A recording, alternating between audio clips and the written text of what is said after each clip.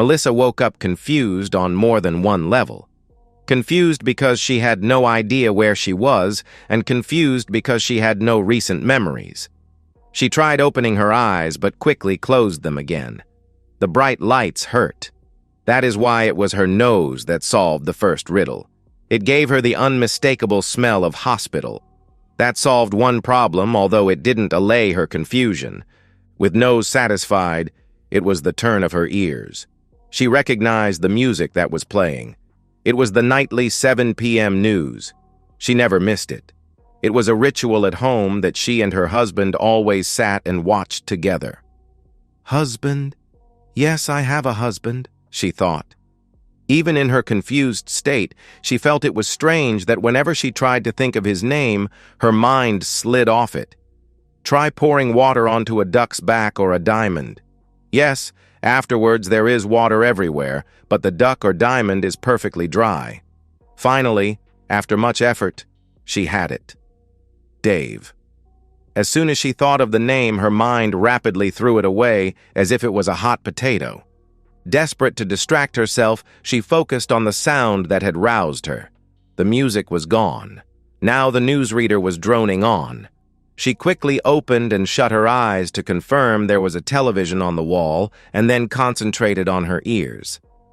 We have received a DVD of his statement, but for legal reasons we can't show it. We can, however, read you excerpts from the transcript.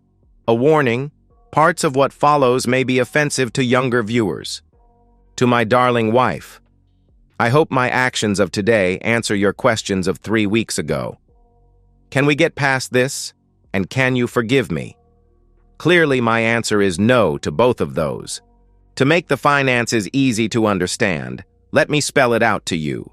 I have canceled our car and medical insurance. I have paid off all the credit cards and canceled them.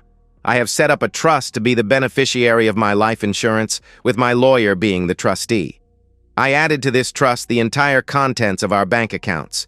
When everything is settled, he has instructions to distribute everything to some nominated charities. Yes, I know this leaves the children with no inheritance, but they have finished their education, and I have given them the best possible start in life. I have no doubt they will be successful, and my conscience is clear. I have written to them all, explained my actions, and begged their forgiveness. No, I didn't leave out one brutal detail. I suggested that they take the example of your life from now as a lesson in why you should respect your loved ones. It is my second-last lesson to them. I really wish I could be around to see how your life progresses. How will you explain yourself to our children, our friends, and the children of our friends? But by now you realize that is impossible for me to be there. For the record, I am not doing this because I am suffering from depression or anything like that. In fact, anyone analyzing my actions will see them as the product of an obviously sane and rational mind. Not that I didn't have a reason to be pushed into insanity. It is bad enough to catch your wife in bed with another man, but when she reacts by asking you to leave so they can continue, well, that could push even the strongest man over the edge. At this point, even Melissa couldn't delude herself that the words coming from the newsreader weren't aimed directly at her. She desperately forced her mind away from sensory input, but that backfired when her memory threw up visions of the incident in question. Dave had missed the monthly party of their close friend group. He was supposed to be covering the afternoon shift at the mine. She found out later that the shaft hoist had broken down, and without a second means of egress from underground, work was prohibited. The group of 9 couples had known each other for years and were all about the same stage in life, either childless or empty nesters. This month, Susan and Carl were the rotated hosts. From later research, Dave had entered the party and immediately inquired where Melissa was. Some had genuinely not known, others made excuses.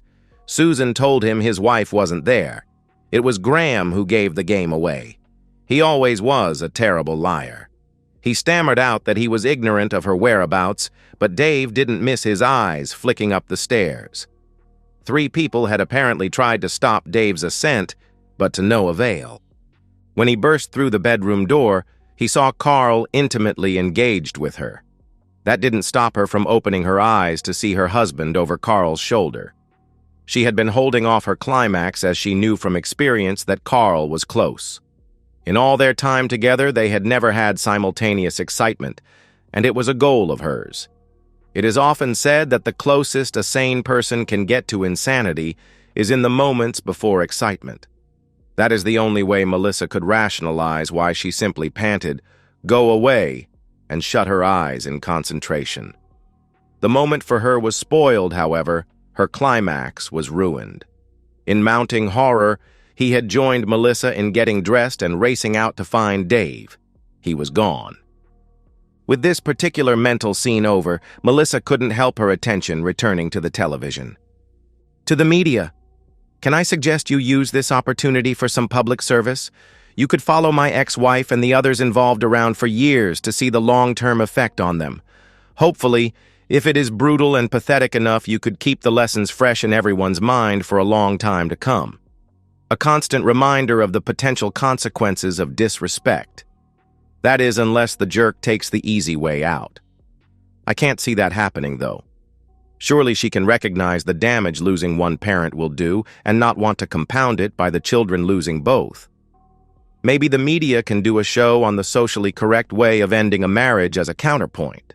To the people that make the laws in this country. I know we changed to no-fault divorces for reasons that seemed valid at the time, but surely it is time for a review.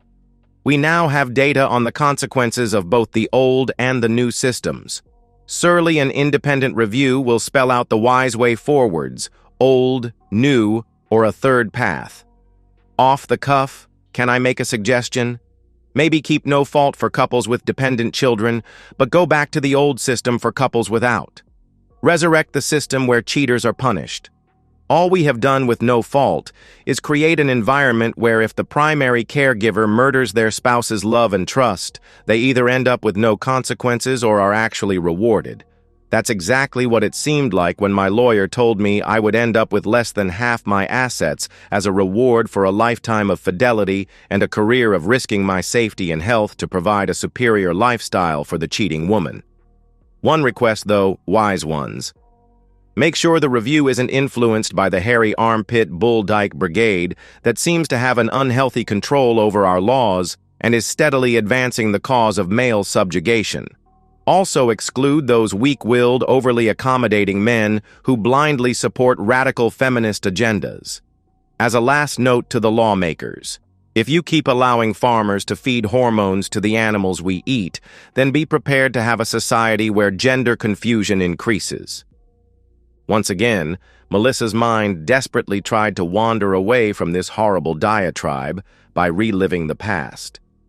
After the party, Dave had disappeared for a few days, completely baffling all of her and Carl's attempts to find him. She felt no guilt about what she had done. It was all perfectly justifiable. Of course, she regretted the way Dave had discovered them, but that wasn't her fault. When he reappeared, she was quite prepared to be verbally torn to shreds. It was the medicine she knew she had to swallow. Instead, she was quite shocked by the hollow, lifeless hulk that appeared back in her life. Having had 4 days of peace to coordinate her defense, she launched it, explaining that after Susan's women's problems of 3 years ago, she'd lost the ability to enjoy intimacy with Carl.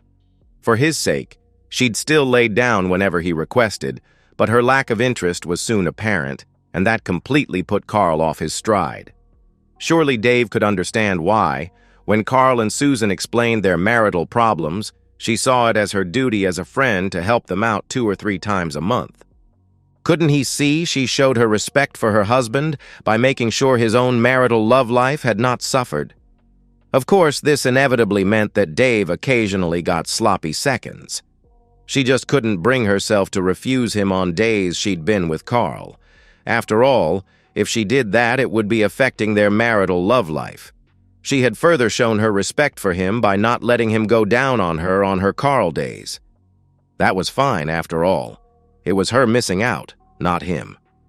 Couldn't he see she'd protected him by being discreet? In the whole 3 years, only 3 other couples in their friend group knew about the whole affair and had to be sworn to secrecy. Melissa had simply beamed with pride when delivering this snippet. After all, Dave wouldn't want all his friends to think his wife was an unfaithful spouse, would he? Finally, couldn't he see why Susan, Carl, and she had kept it from him? After being married for so long, she knew her husband as well as herself. She knew his pride would find it extremely difficult to allow him to share her with another man. So she had skillfully saved him that angst by keeping it secret. All these justifications had been pre-prepared before the party. The one that took the whole 4 days of Dave's absence to justify was her response on being caught. In hindsight, her statement of "go away" could have been misinterpreted as indifference. In the end, her justification was that she had been caught up in the moment. In addition, imagine if the tables were turned. Put in Carl's place, would Dave have welcomed his orgasm being totally ruined? At the end of all this, she realized David wasn't impressed. In fact, he showed no reaction at all. Feeling remorse, this was when she'd asked him to forgive her and hoped they could get over it. There was never any doubt in her mind that it was only a matter of time and patience. Over the next 3 weeks, she gave him the space to come to terms with it in his own time. They never spoke of it again, but she was relieved that he was almost back to normal, except for the strange look in his eye. In hindsight, it was as if the pilot light had gone out. He was obviously still processing things as he hardly spent any time with her, but worked on his projects in the garage. Melissa could hear his cement mixer humming away at all hours. It never occurred to her to ask why there was never any fresh concrete. Over that time, the phone had rung hot. The couples in the know worried about Dave and Mel's marriage. The previously ignorant couples pumped her for information. Feeling bad for how it might look to the uninformed, she had bent the truth slightly. She told them that Dave was fully aware of the arrangement with Carl and Susan, but had requested that she abstain that weekend as it was their anniversary. She apologized that she had dishonored that request and that they, their friends, had to witness Dave's subsequent anger. Carl constantly asked Melissa if Dave was ready for him to apologize yet. Melissa advised him to hold off. With no intimacy from Dave, Melissa got Susan's blessing to increase her visits to Carl's bed to once a week at least. 3 weeks after the event, Melissa started putting pressure on Dave about the monthly party. It was their turn to host it. It was also time for them to show their friends that everything was back to normal and their friendship group could continue uninterrupted. She stressed that it was unfair for some of their friends to still be uncomfortable over events that had nothing to do with them. That was the first time she saw any sort of emotional reaction from Dave.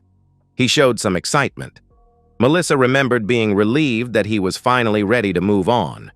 The dates of their parties were set in stone, the last Saturday of every month. That was why it was unusual when 2 of the couples declined to come, citing previous engagements. It was a relief to Melissa that both fell into the previously ignorant category. No worries. Fewer people continue stretching the truth. Everyone else came, though, and the party started off very well.